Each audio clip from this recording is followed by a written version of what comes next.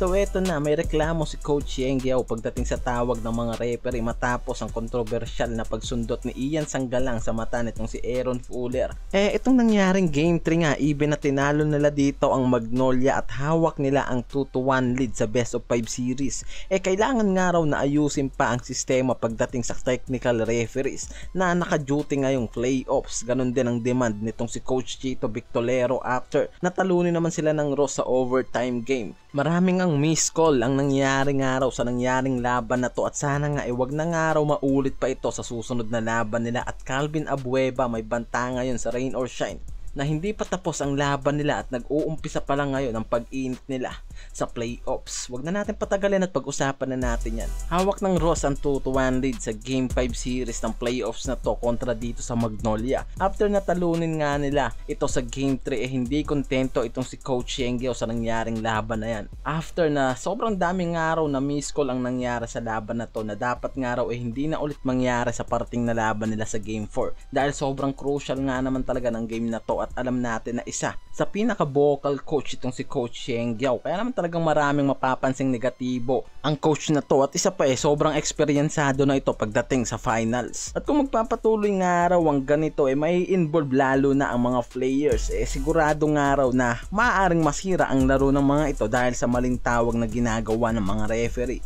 Ika nga ni Coach Yengyao sa nangyaring laban na talagang may punto naman ang bagay na yan. Sino ba namang coach ang papayag na puro miss call na lang ang mangyari even na hindi sa kanilang team o sa kalaban? Kailangan nga na maging patas sa laban. At kahit itong si Coach Chito Victolero sang-ayon sa bagay na yan na kailangan nga raw na maging matalim ang mata ng mga referee lalo't sobrang professional lang ginagawa nilang trabaho and their duty is to call honestly in every game. Kaya naman talaga nga naman naasahan mo na sa isang pagkakamali nga lang daw na tawag ng mga referee maaaring makasira sa buong laro na nangyayari at lalo na sa mga players na maaaring masira ang kanilang laro sa game. Isa nga dito itong kay Gian Mamuyak na obvious nga raw na goaltending ang ginawa sa overtime game nila sa Game 3 and eventually hindi nga na-consider na goaltending ang bagay na yan. Kaya naman talagang umusok ang ilong nitong si Coach Victolero at sa kabilang dulo nga natalo pa ang kanyang team na Magnolia na dapat nga raw sa susunod maging matalas ang mga mata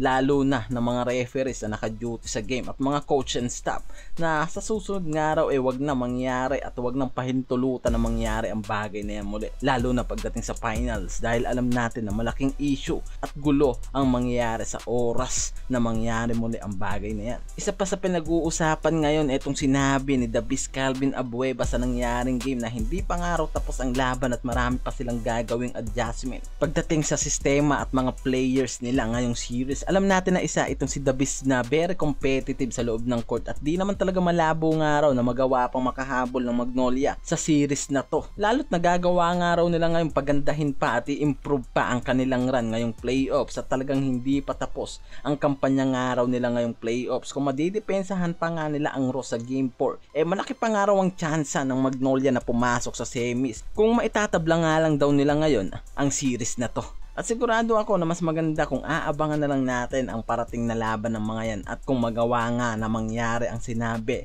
na yan ni Davis Calvin Abueva na hindi pa tapos ang kanilang gera kontra sa Ross. And kung isa ka sa panatiko sa liga ng PBA at iba pang mga teams, even players, mag-comment down ka na at patuloy na suportahan at i-share ang aking YouTube channel. Maraming salamat sa inyo. Peace out.